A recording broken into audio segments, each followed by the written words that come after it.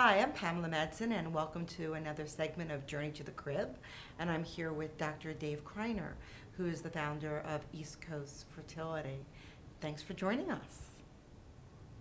You and I have been around this field for such a long time, probably longer than we want to admit to on television. So tell me a little bit about where you came from.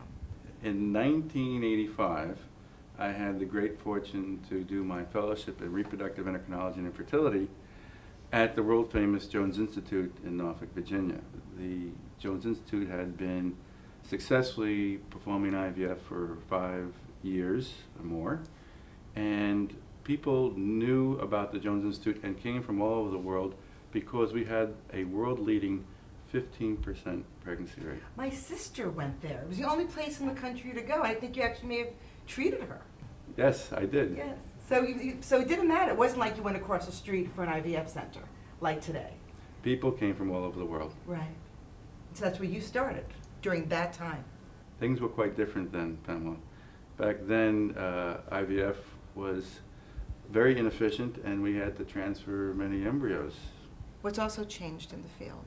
Over the years, we have improved many of the technologies. We started doing laparoscopic retrievals. We now do them under ultrasound guidance, just by needle aspiration through the vagina.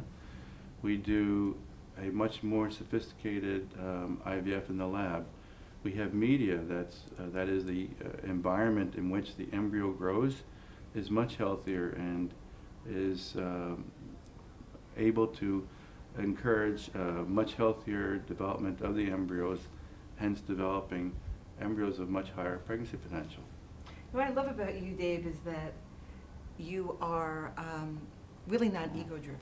I mean, many people wouldn't realize that many of the quote-unquote famous celebrity reproductive endocrinologists around the country were trained by you.